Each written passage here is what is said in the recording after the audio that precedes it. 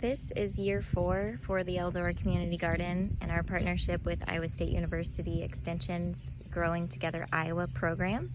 And I just wanted to show you all how things look here, Zone 5B. As you come in, we do have some grapes growing on our trellis. And they're actually filling out and looking pretty good. I also have planted in here some sunflowers that volunteered, and these are going to be long noodle beans. So hopefully they'll train up the trellis and cover this whole thing here with beans. And then we also have some squash that should vine over the top.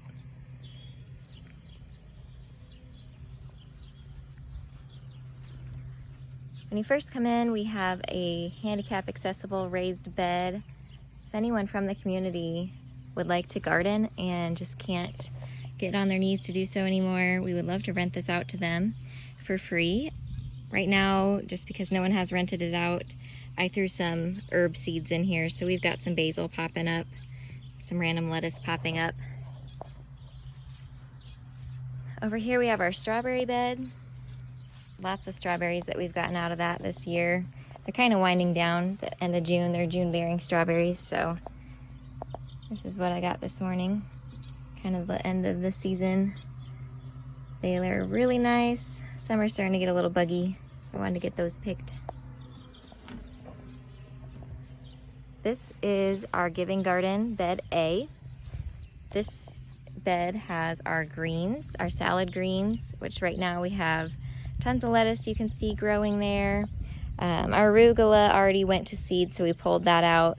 And then we have a little bit of cilantro left, but it's starting to go to seed, so we'll probably pull that soon. And we have our kale and Swiss chard. This was calendula that self-seeded from last year. Strawberry blonde calendula from Baker Creek. So it's growing in a couple spots and I just let it keep growing. We have a ton of green beans. Those go over really well at the food shelf. So we have lots of rows of beans. Here's our sweet potato patch. Those also go over really nicely, so give a good amount of space to sweet potatoes. Over here we have a second strawberry bed and our perennial garden beds, which we have, that tall thing in the back there is going to be elderberries, and we have aronia berries, some blueberries, blackberries, and some raspberries. Oh yeah, those are filling out really nice. And then the far end, we've got some asparagus, and in the corner we have a bunch of rhubarb. Skipped over our onions. Lots of onions growing. A lot of milkweed growing too. The butterflies like that, so usually try to leave most of that where it grows. Then over here we have our brassica patch. So we've got cauliflower, broccoli, Brussels sprouts, and cabbage. And it was kind of a weird spring in Iowa this year, so we're finally just now starting to see, yeah, there's a nice cauliflower head. Harvested some broccoli last week.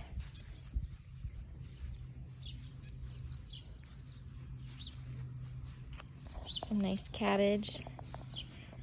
Oh yeah, that'll be pretty. Then over here we have our Giving Garden bed B. This year we have all our tomatoes growing here. As you can see, we are using cattle panel trellises to stake our tomato plants against. And I got this nifty little gun that spits tape out and staples it together to help tie them up to the cattle panels, and trying to make sure that they have enough airflow this season. And so we've got them planted just on one side of the trellis. Last year we did both sides and that got a little crowded. So in the other holes we just have planted some basil, some parsley, just some herbs that aren't going to get too big for this area. And we also have installed a drip irrigation system this year. to help our little tomatoes. They don't like their leaves watered, so that'll help keep them watered without having to splash water on their leaves. We have about 50 tomato plants growing in this garden this year. Over here we have our root vegetables. So we've got lots of carrots, some beets, some radishes and turnips, some more carrots. We've already harvested a lot of radishes out. Let's put something else in there. This is our patch of snap peas. Again, a little bit of a weird spring. So we're just now seeing those fill out. Lots are flowering though. They're just so pretty when they flower. Over here we have our cucumbers, and trying something new, giving them some bed frames to trellis up. Those are just free on the curb, so figured they would work pretty well, and it's kind of cute. Should keep the cucumbers off the ground, and they'll like that. So we've got a bunch of different varieties of cucumbers that we're trying this year. Over here we have our pepper patch. There's over 100 different pepper plants in here, and those are taking their time to fill out. Hopefully they start to pop here with this warmer weather. In the middle of the garden we have our gathering space. Each of these corner beds is designed to attract different pollinators. So that is our bee garden. There's a butterfly garden over there with lots of milkweed and butterfly bush. And that's our bird garden with the little bird bath, hummingbird feeders, and our bug garden over there. And over here we have our children's sensory garden. This is our raised bed herb garden. Each of the beds has a theme. So this is our tactile garden. So it has some hen and chicks that are kind of pokey and fun for the kids to touch. Sedum, sage, which is really soft and has a fun texture and smell to it.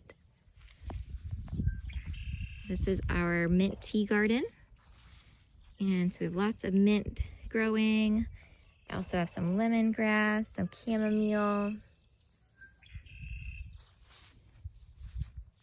3 different types of mint in here. So we've got chocolate mint, pineapple mint, peppermint, and then this is just from last year. Mint grows back really well, so that's why it's in a container. Over here we have our little snack garden, and mostly full of strawberries, which the kids love to snack on. But we've also got some tomatillos growing in the corners. And this is my daughter's little plant of borage, which is a really fun blue flower. Over here we have what we call the taco garden. And it has a couple of slicing tomatoes planted. This is a Nato Pino pepper plant, so it'll grow peppers that aren't too spicy for the kids. And then had some cilantro in there, but it's mostly been harvested and getting too hot for that to grow.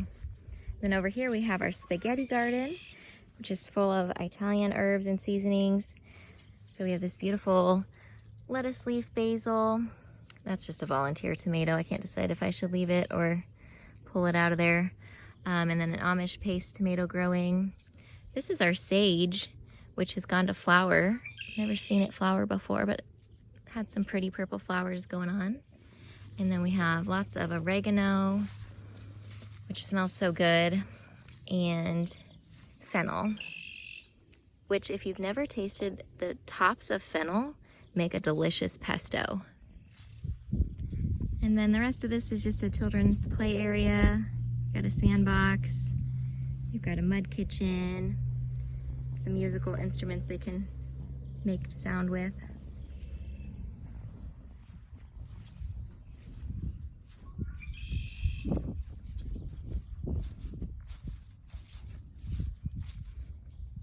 We have this kind of fun root viewer. So there's radishes growing in there and the kids can watch the roots grow down through the glass.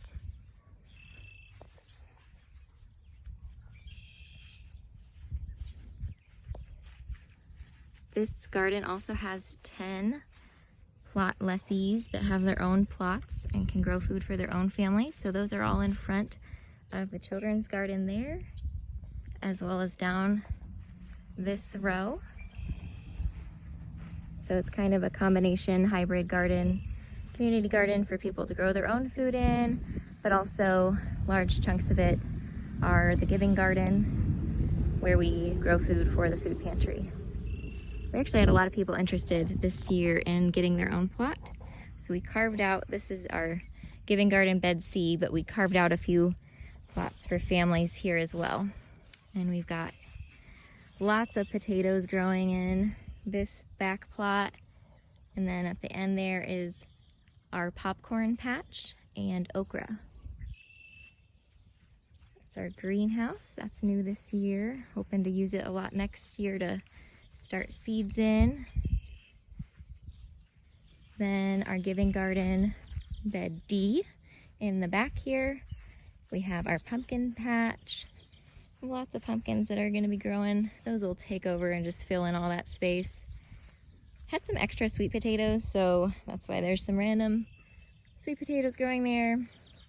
Then all these sunflowers were just volunteers that popped up. I couldn't pull all of them, so we let some grow. We've also got zucchini, summer squash, butternut squash, lots of different varieties of winter squash that will be growing out here. Acorn, spaghetti, delicata.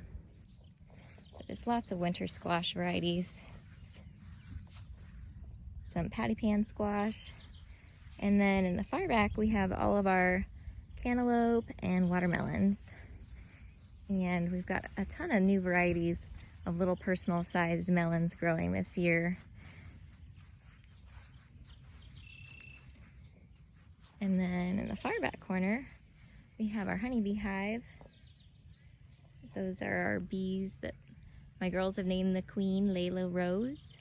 And that's Layla and all her daughters doing work, pollinating everything and making some honey.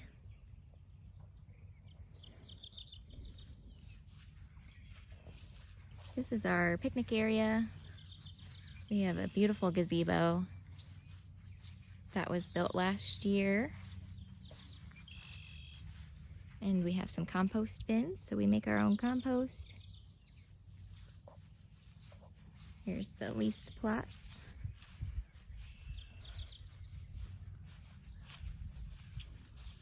Lots of fruit trees growing, mostly in the kids' garden, hoping to have them fill out and give some shade to our picnic area and into the kids' play area.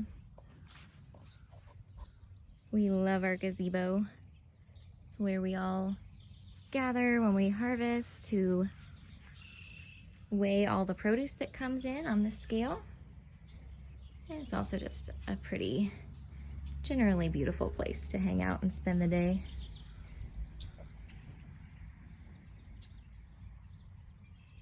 So that's a little brief tour of what's growing so far in the Eldora Community Garden, Zone 5B. If you have any questions, leave them below. We are open Mondays, Wednesdays, and Saturdays from 9 until noon, and Thursday evenings from 6 to dusk. We are 100% volunteer run, so even if you don't have a green thumb, we need people. So come out and see us. Thank you.